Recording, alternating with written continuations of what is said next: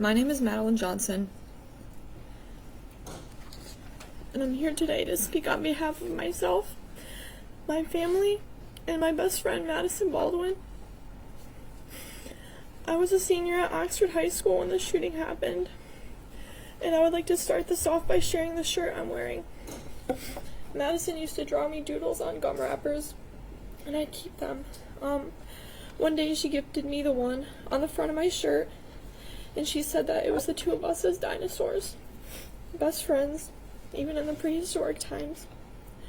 This is one of the only things I have left to remember her by.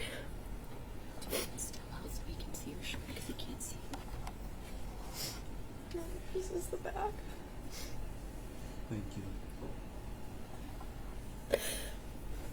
you. On November 30th, 2 years ago, Maddie and I were coming from our 4th hour AP statistics class that we had together, and we were walking down the 200 hallway. I had a lot of time to get to my next class, so I figured I would walk Maddie to her 5th hour class, sociology.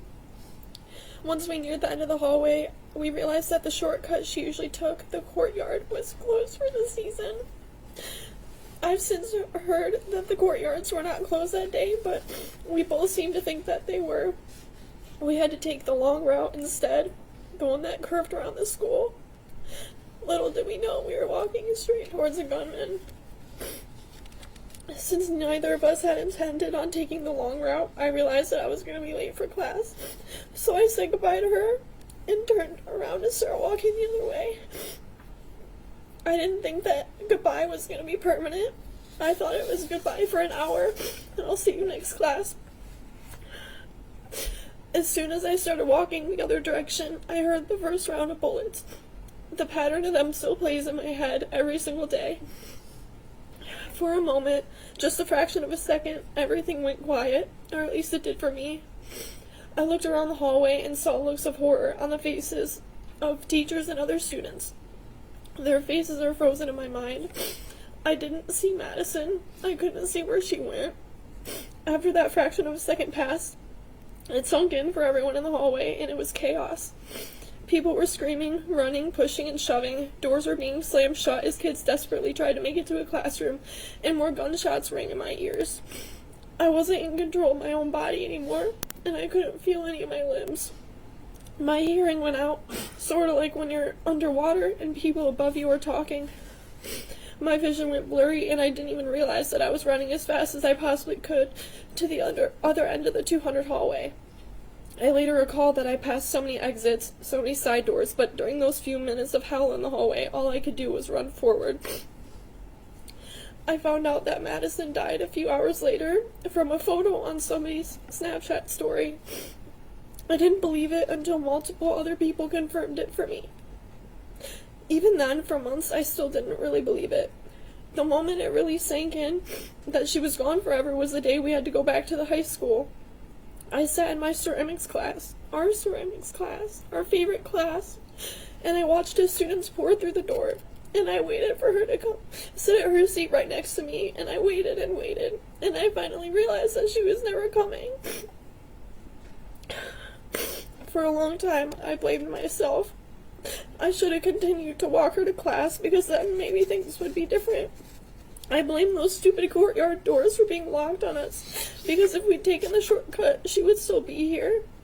But now I realize where the blame truly lies, and it lies with that monster sitting over there who can't even look at me. My life has been nothing short of a complete and total mess for the past 2 years. I can't trust anybody anymore. I don't make friends. I can barely keep my current friends because I can't let anyone get close to me anymore. I can hardly attend my college classes. I can't go into rooms that only have one door. I can barely go to concerts, malls, and other crowded places. I can't fall asleep without waking up in a panic from nightmares, and the only place I truly feel safe is my bedroom. I used to be a nicer person. I used to be fearless. I used to be a good friend, but I can't be any of those things anymore because the only thing that is ever on my mind are those gunshots playing over and over again on a loop. I don't enjoy things anymore, but all these combined are not even nearly as painful as it is to live without my best friend. I want the person who did this to know that Madisyn would have been your friend. I want you to know that she would have treated you with nothing but kindness had you not killed her. I'm not sure how much emotion you're capable of feeling, but I hope you regret it. And I hope it eats away at you. And I hope you feel even a fraction of the loneliness that I felt over these last 2 years. But I can't leave this courtroom today thinking that you won, and I can't let you think that either. You turned your pain into hatred, and I turned mine into love. That right there is one of the many differences between you and I. You were never going to know what it's like to have a friend who would do anything for you, and you'll never know what it's like to be happy. You took 4 lives. You took Madisyn's life, but you didn't, and you never will take away who she was. She knew joy, she knew love, she knew laughter, happiness, and friendship.